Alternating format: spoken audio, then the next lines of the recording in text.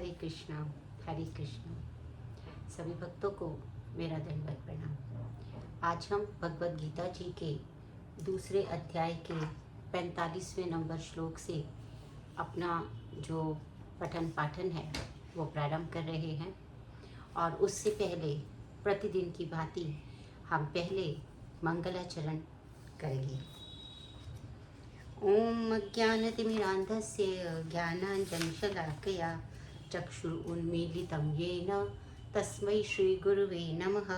श्रीचैतन्यमनोभीष्टं स्थापितं येन भूतले स्वयं रूपः कदा मह्यं ददाति स्वपदान्तिकम्। हे कृष्ण करुणा सिन्धु दीनबन्धु जगत्पते गोपेशु गोपिका कान्ता राधा कान्ता नमस्तुते। तप्त कांचन गौरांगी राधे वृंदावनेश्वरी वृषभानुसुते देवी प्रणमामि हरिप्रिये। वाञ्छाकल्पतरुभ्यश्च कृपा सिन्धुभ्येव च पतितानां पावनेभ्यो वैष्णवेभ्यो नमो नमः। हरे कृष्णा कृष्ण कृष्ण हरे हरे, हरे राम राम राम हरे हरे। हरे कृष्णा। कल हमने पढ़ा था कि किस प्रकार से जो भौतिक आसक्ति में फंसा हुआ व्यक्ति है वो भोग और ऐश्वर्यों में प्रसक्त रहता है और उसके कारण वो भ्रमित रहता है और इसीलिए ही उसकी जो बुद्धि है वो एक जगह पर स्थिर नहीं हो पाती है। तो इसीलिए अब भगवान आगे उपदेश दे रहे हैं कि क्या करना चाहिए। त्रैगुण्य विषावेदा नैस्तैर्गुण्य भव अर्जुना निर्द्वंद्वो नित्य सत्वस्थो निर्योगक्षेम आत्मवान। अर्थात वेदों में मुख्यतः प्रकृति के तीनों गुणों का वर्णन हुआ है। हे अर्जुन, इन तीन गुणों से ऊपर उठो, समस्त द्वैतों और लाभ तथा सुरक्षा की सारी चिंताओं से मुक्त होकर आत्मपरायण बन। अर्थात सेल्फ एनालिसिस के लिए, इंट्रोस्पेक्शन के लिए भगवान यहाँ पर कह रहे हैं त्रैगुण्य विषया वेदा। जो वेद हैं, ये जो हमारे वेद हैं, इन सब में जो तीन गुण हैं, तीनों गुणों का वर्णन किया है। तीनों गुणों की जो क्रियाएं हैं और प्रतिक्रियाएं हैं उनका वर्णन किया गया है। इनसे ऊपर उठने को कहा है क्योंकि ये जो तीनों गुण हैं ये किसी न किसी कर्म फल को उत्पन्न करने वाले होते हैं। वेदों में जो है वो मुख्यतः सकाम कर्मों का वर्णन है। जैसे मैं पहले भी बता चुकी हूँ कि सात्विक, राजसिक, तामसिक, ये जो तीन गुण हैं सत्व, रजस और तमस, इन्हीं के अनुसार जो है वो जो जीव है वो प्रेरणा करता है अन्य कार्यों को करने की। तो इसमें क्या है कि अब वेदों का जो उद्देश्य था वो क्या था कि मनुष्य जो है वो इन सकाम कर्मों से धीरे धीरे जो है वो क्रमशः इंद्रिय तृप्ति के क्षेत्र से ऊपर उठकर आध्यात्मिक उन्नति पे वो आ जाए। क्योंकि जब वेदांत आ गया तो वेदांत का जो उद्देश्य था वो क्या था, वो जो प्रारंभ होता है वो आरंभ होता है अथातो ब्रह्म जिज्ञासा। अर्थात सारी जितने भी सकाम कर्म थे उसके लिए जो कर्म कांड इत्यादि थे वो मीमांसा दर्शन तक बता दिए गए। विशेष करके मीमांसा दर्शन में इन कर्म कांडों का वर्णन हुआ और अंतिम जो था वो वेदांत दर्शन, जिसमें कि सभी वेदांतों का जो सार भाग है वो आ गया था। तो इसमें जो है वेदांत दर्शन के में ब्रह्म जिज्ञासा, अर्थात इस भौतिक जगत से जो सारे प्राणी हैं वो उठे। तो इसलिए भगवान अर्जुन को क्या कह रहे हैं, नैस्त्रैगुण्यो भवेत अर्जुन। अर्थात इन तीनों गुणों के रहित होकर ऊपर उठो और क्या करो, निर्द्वंद्वो। निर्द्वंद्वो का अर्थ होता है, जैसे हमने पहले ही बताया था ना, सुख दुःखौ समौ कृत्वा लाभा लाभौ जया जयो ततो युद्धा युध्यस्व नैवं पापम अवाप्स्यसि। अर्थात पहले भी भगवान कह चुके हैं कि ये जो सुख दुख हैं इनसे ऊपर उठ जाओ, लाभ और हानि से, जय और पराजय से, सबसे ऊपर उठकर केवल युद्ध करने के लिए युद्ध करो। पहले भी भगवान ये कह चुके हैं और अब वो पुनः ये बात कह रहे हैं कि भाई आप जो है युद्ध करने के लिए युद्ध करें, अर्थात अपना कर्तव्य कर्म करें आप। निर्द्वंद्वो, द्वंद्व जो है वो के कोई द्वंद्व नहीं होना चाहिए। अच्छा होगा, बुरा होगा, क्या नहीं होगा, इस विषय में नहीं फंसना है। निर्द्वंदो, या अगर अच्छा हो गया, लाभ हो गया तो भी ठीक है, हानि हो गई तो भी ठीक है, जय हो गई तो भी ठीक है, पराजय हो गई तो भी ठीक है। हर स्थिति में एक समभाव बनाकर रखना है, अर्थात भगवान यहाँ पर कह रहे हैं। और अगर हम इन 3 गुणों से ऊपर नहीं उठेंगे, अगर हम इस भौतिक स्तर पर ही रह जाएंगे, क्योंकि हमारी जो भौतिक प्रकृति है उसी में ये 3 गुण वास करते हैं, और जीव जो है वो भ्रमित होकर ऐसा सोचता है कि मैं भी इन 3 गुणों का एक हिस्सा हूँ।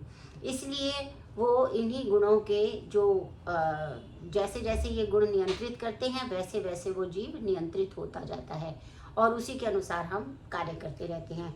तो इसलिए वो कह रहे हैं कि इनसे ऊपर उठो।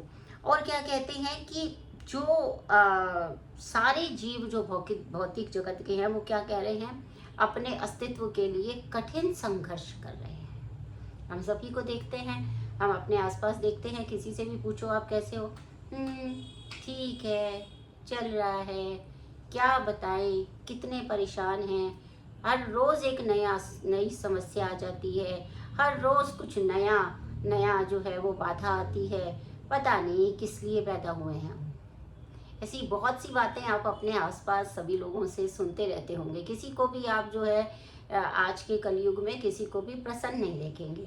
सभी लोग किसी ना किसी कारण से दुखी हैं। कोई अपने जो है शारीरिक कष्टों के कारण दुखी है, और कोई अपने जो है वो मानसिक हीनता अथवा अति हर्ष के कारण भी दुखी है, क्योंकि अत्यधिक हर्षित होना भी एक प्रकार से दुख का ही कारण बनता है, क्योंकि इस जगत के भौतिक जगत के सुख और दुख दोनों ही क्षणिक होते हैं, नश्वर होते हैं।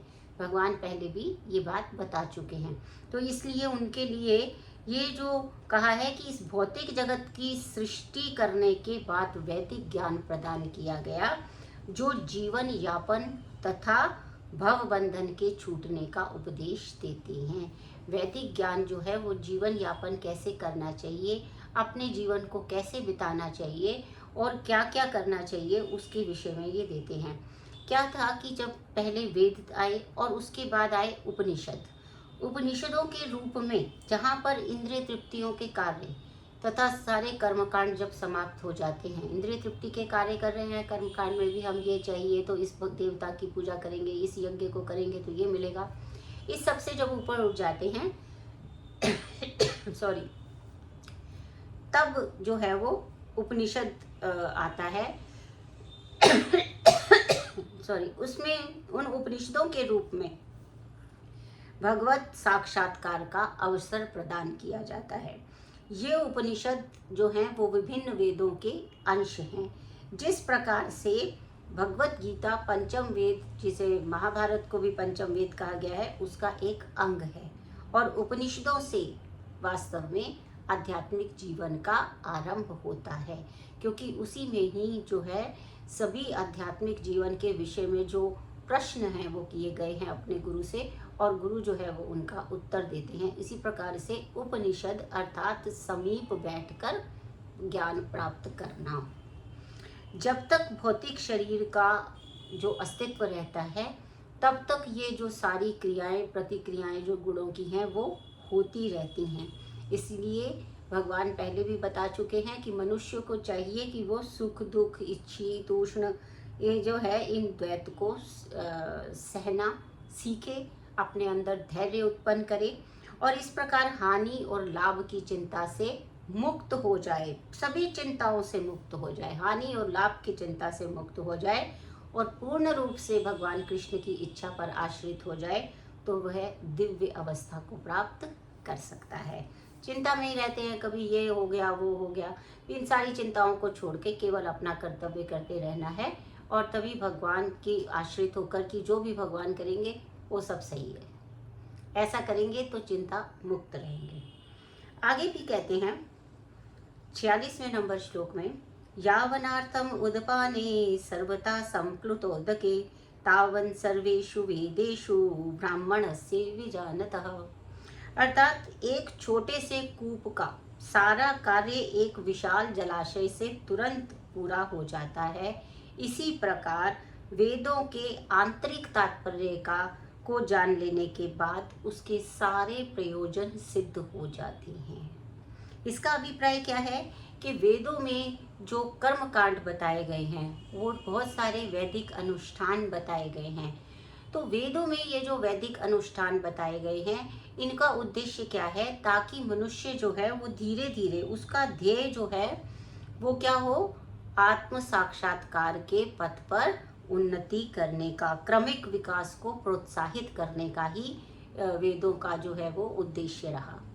आत्म साक्षात्कार किसे कहा है? आत्म साक्षात्कार वो होता है जिसमें कृष्ण के साथ जो जीव है वो अपने शाश्वत संबंध को समझ लेता है। जिस समय वो भगवान कृष्ण के साथ अपने शाश्वत संबंध को समझ लेता है उसे ही आत्म साक्षात्कार कहते हैं, क्योंकि जीव जो है वो अपने मूल स्वरूप में, सत्व स्वरूप में वह क्या है, वह भगवान का शाश्वत अंश है और भगवान का नित्य दास है।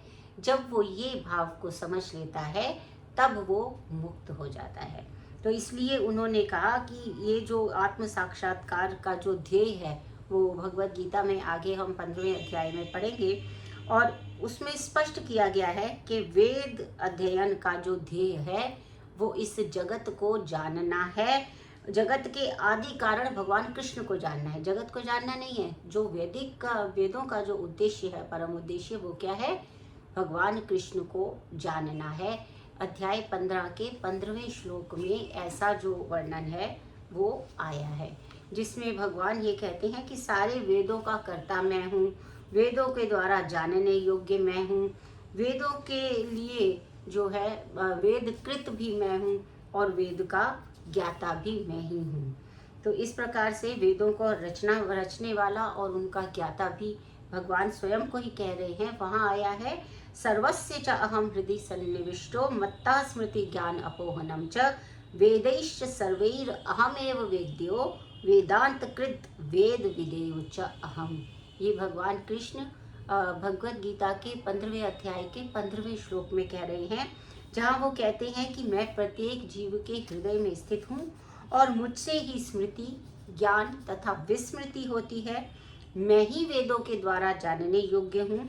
निस्संदेह मैं वेदांत का संकलन करता तथा समस्त वेदों को जानने वाला हूँ।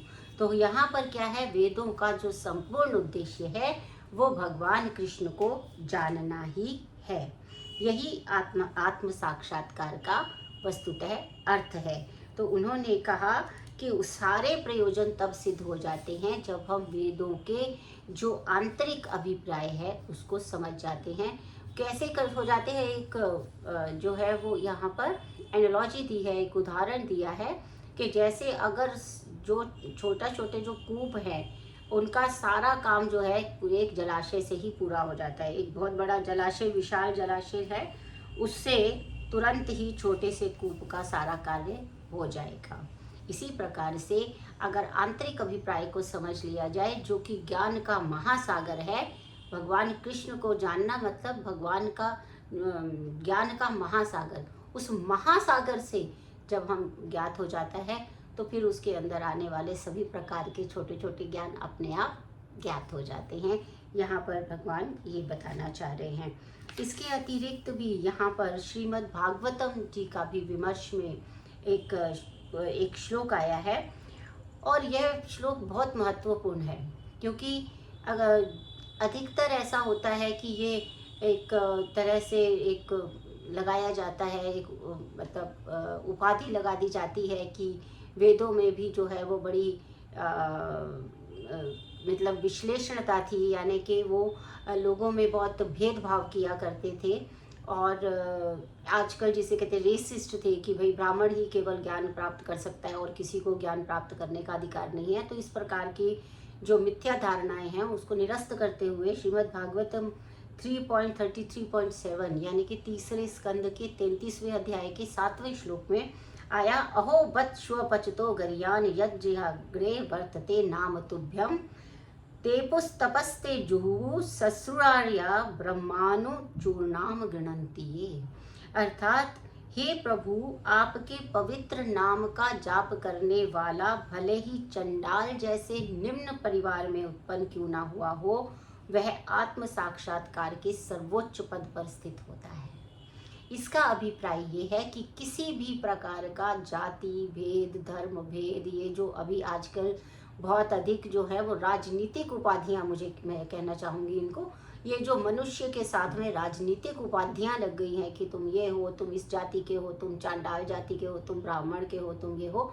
क्योंकि भारतीय संस्कृति के में जो पतन हुआ वो इसी कारण से हुआ कि भगवत गीता जी ने जहाँ पर जातियों को गुण कर्म विभागशः, भगवान ने स्वयं कहा कि मैं चतुर्वर्ण जो जाति है उसका मैं ही बनाने वाला हूँ, परंतु उसका आधार गुण और कर्म है। परंतु जब भारतीय संस्कृति में गुण और कर्म के स्थान पर वहाँ पर क्या आ गया, जन्म से जाति का जो है वो पहचान होने लगी, तो भारतीय संस्कृति का वहाँ से पतन हो गया। तो यहाँ पर वो ये कह रहे हैं कि अगर किसी भी परिवार में जन्म लेने वाला व्यक्ति भगवान के नाम का स्मरण करता है तो उससे कुछ भी नहीं फर्क पड़ता है, कुछ भी अंतर नहीं होता है, वो आत्म साक्षात्कार करता है। इसका अभिप्राय ये है कि वेदों की मूल भावना में ये जो जाति वर्ण व्यवस्था थी, इसका आधार जन्म ना होकर के कर्म ही था, और कर्म ही वस्तुतः विशुद्ध भारतीय संस्कृति का ज्ञान है। तो यहाँ पर इस बात को समझना आवश्यक है, क्योंकि ऐसा व्यक्ति जो है, जो भी भगवान के नाम का स्मरण करता है, उसकी वो सारी तपस्याएं उसकी अपने आप संपन्न हो जाती है। जैसे मैंने आपको कहा कि एक बार जो है वो यदि समुद्र का ज्ञान हो जाए, एक बड़े जलाशय का ज्ञान हो जाए, तो कूप का कार्य अपने आप ही हो जाता है। तो इसी प्रकार से ऐसा व्यक्ति जो है वो आर्य कुल में श्रेष्ठ माना जाएगा। अतः मनुष्य को क्या करना चाहिए कि इतना बुद्धिमान तो उसको अवश्य होना चाहिए। कितना बुद्धिमान कि वो केवल अनुष्ठानों में आसक्त ना रहे। जैसे बताए गए ना भगवान ने, जो ये जो कर्म कांड वैदिक अनुष्ठान है, कई बार क्या होता है कि आज के युग में क्या हुआ है कि भौतिकता का जो भौतिक जो जैसे कहना चाहिए आसक्तियाँ इतनी बढ़ गई हैं कि वो कर्म कांड को भी केवल अपनी आसक्ति तक ही सीमित रखता है कि ये यज्ञ करने से ये मिल गया, चलो हो गया, बात खत्म। जबकि उनका उद्देश्य क्या था कि इन सब वैदिक अनुष्ठानों का पालन करने से क्या होता है। वैदिक अनुष्ठान का पालन करने से पहले सबसे पहले क्या होता है, उसमें बड़े सारे नियम होते हैं। हम कोई भी यज्ञ करने जाते हैं ना, तो आप देखेंगे कि उसके बड़े सारे नियम होते हैं कि इतने दिन तक आपको इन वस्तुओं का परिहार करना है, इन्हें त्याग देना है, इन्हें छोड़ देना है, आपको अपनी शारीरिक और मानसिक शुचिता बनाए रखनी है, आपको समय पर स्नान करना है, आपको प्रातः साय संध्या करनी है, पूजा करनी है, आरती करनी है। बहुत सारे ऐसे नियम होते हैं जिनका पालन करना पड़ता है, जिसके बाद आप जो वांछित वस्तु है जिसके लिए यज्ञ किया जा रहा है, तब जाके आप यज्ञ कर सकते हैं। ऐसे नहीं कि बस ऐसे जब मर्जी जहाँ मर्जी बैठ के यज्ञ कर लेंगे। यज्ञ कहाँ किया जाएगा उस स्थान का भी निर्णय होता है, और उसमें किस प्रकार से किस क्रम में आहुतियाँ दी जाएंगी और उन आहुतियों के लिए कौन कौन सी सामग्री की आवश्यकता होगी, ये सब भी नियमानुसार करना पड़ता है। तो वो जब धीरे धीरे जब व्यक्ति इन सारे अनुशासनों का पालन करता है कि यदि यज्ञ करना है तो मांसाहार नहीं करना है, यदि यज्ञ करना है तो किसी भी मादक द्रव्य का प्रयोग नहीं करना है, यदि यज्ञ करना है तो किसी को जो है वो मानसिक रूप से भी कष्ट नहीं पहुंचाना है, शारीरिक रूप से भी कष्ट नहीं पहुंचाना है, अपने भावों को सकारात्मक और शुद्ध रखना है, इसके पश्चात ही वह यज्ञ का फल मिलेगा। तो ये सारे जब वो बार बार जब इन सारे वैदिक अनुष्ठानों का पालन करता है, इन नियमों का अनुशासनों का पालन करता है, तो धीरे धीरे उसकी चेतना जो है वो शुद्ध होती जाती है और वो आध्यात्मिक उन्नति के पथ पर चला जाता है। ऐसा क्यों किया वेदों ने? क्योंकि सांसारिक जो व्यक्ति है, जो ये जीव है, ये बहुत जन्म जन्मांतर से यही करता आ रहा है कि वो इस भौतिक संसार में फंसता है, फिर जन्म लेता है, फिर मृत्यु को प्राप्त होता है, फिर दूसरी योनि ग्रहण करता है, फिर जन्म लेता है, फिर वही करता है। तो वो यही करता आ रहा है, तो इसलिए उसको इस भौतिक जो सृष्टि है उसका बड़ा अभ्यास हो गया है। अब उस अभ्यास को तोड़ा कैसे जाए, उसके लिए वेदों में ये सारे वैदिक अनुष्ठान कहे गए कि धीरे धीरे कई बार वैदिक अनुष्ठान करने के पश्चात जब मनुष्य की चेतना शुद्ध होने लगेगी, तो शुद्ध चेतना में वह जान जाएगा कि भौतिक आसक्ति में कुछ नहीं रखा हुआ है और उसका वास्तविक उद्देश्य क्या है? भगवान के साथ अपने शाश्वत संबंध को पुनः जागृत करना। चेतना जागरण ही वस्तुतः मनुष्य के जीवन का प्रमुख प्रयोजन है। तो यहाँ पर वेदों के उद्देश्य को संपन्न करने के लिए, क्योंकि अब वो कहते हैं कि वैसे भी नाम की महिमा की इस युग में, जो ये कलयुग है, इसमें सामान्य व्यक्तियों के लिए लेकिन वैदिक अनुष्ठानों का समस्त विधि विधानों का पालन करना लगभग असंभव है। और ना वेदों के उद्देश्य को संपन्न करने के लिए उतना समय भी नहीं है। देखिए जैसे जैसे कलयुग आया तो लोगों की आयु भी क्षीण हुई, बुद्धि भी क्षीण हुई, शारीरिक बल भी क्षीण हुआ, मानसिक बल भी क्षीण हुआ। जो भोजन जो ये सब भोजन हमें प्राप्त होता है, इनकी गुणवत्ता में भी जो है वो अंतर आ गया, ये भी कम हो गई। तो इस प्रकार से ये सारे जो प्रचुर समय, शक्ति, साधन, ज्ञान, इन सब की जो आवश्यकता होती है वो धीरे धीरे जो है वो इस युग में कर पाना संभव नहीं है। किंतु वैदिक संस्कृति का जो परम लक्ष्य है वो क्या है? भगवान नाम का कीर्तन। वो सब भगवान नाम के कीर्तन के द्वारा प्राप्त हो जाता है, जिसकी संस्तुति जो है पतितात्माओं के उद्धारक श्री चैतन्य महाप्रभु ने की, जिन्होंने कि हमें एक बहुत ही महान मंत्र दिया, हरे कृष्णा कृष्ण कृष्ण हरे हरे, हरे राम राम राम हरे हरे। तो ये जो नाम है, ये नाम सभी प्रकार के जितने भी वैदिक अनुष्ठानों से ऊपर है और ये सरलता से सभी के द्वारा किया जा सकता है। इसमें बहुत अधिक जो प्रचुर समय, शक्ति, ज्ञान, साधन की आवश्यकता नहीं है। तो क्योंकि उनसे भी एक बार चैतन्य महाप्रभु से भी ये पूछा गया था कि भाई आप ये सारा दिन ये भगवान कीर्तन क्यों करते रहते हैं? आप जो है वो वेदांत दर्शन का अध्ययन ना करके ये सब क्यों करते हैं? तो उन्होंने एक भावुक व्यक्ति के समान ये बताया कि मुझे तो मेरे गुरु ने जो है मूर्ख समझकर, कि मैं एकदम मूर्ख हूँ, मुझे जो है भगवान के कृष्ण के नाम का संकीर्तन करने की आज्ञा दे दी। अब मैं आपको यहाँ ये बताना चाहती हूँ कि जो जितना ही बड़ा भक्त होता है और इन भौतिक आसक्तियों से दूर रहने का प्रयत्न करता है, तो भौतिक संसार के व्यक्ति उसे मूर्ख ही समझते हैं। जबकि मूर्ख सब वो लोग हैं, हम सब लोग हैं जो कि अभी तक भौतिक आसक्तियों में पड़े हुए हैं, जबकि हम जानते हैं कि ये भौतिक आसक्तियां हमारे समेत सब की सब नश्वर हैं। जिससे हम आसक्त हो रहे हैं वो भी नश्वर है, और जो मैं अपने आप को देहात्म बुद्धि में शरीर मान रही हूँ, तो शरीर रूप में मैं भी नश्वर हूँ, पर आत्मा रूप में मैं नश्वर नहीं हूँ। यह बात यदि मुझे ज्ञात हो जाए तो मेरे शरीर से संबंधित जितने भी संबंध हैं वो सब भी अपने आप विलुप्त हो जाएंगे, है ना। तो इसलिए वो कह रहे हैं, तो कलयुग में जो है वो अधिकांश जनता जो है वो कैसी है? मूर्ख है। मूर्ख का अर्थ ये है कि वो मूर्ख नहीं कि बुद्धि कम है, ये मूर्खता कि वो जानते हुए भी कि ये सब नश्वर है, वो उसी आसक्ति में आनंद प्राप्त कर रही है। जो अनित्य है उसको नित्य समझ रही है, और जो नित्य है उसकी तरफ उसका ध्यान नहीं जा रहा है। अनित्य अर्थात संसार को वो सत्य समझती है, और जो भगवान है उसके प्रमाण ढूंढता है। तो इसको एक प्रकार से आध्यात्मिक दृष्टि से, वैदिक दृष्टि से मूर्ख ही कहा जाता है। तो वैदिक ज्ञान की जो है पवित्र नाम का कीर्तन करने से वैदिक ज्ञान की जो है वो परम ज्ञान जो है वो प्राप्त हो जाता है।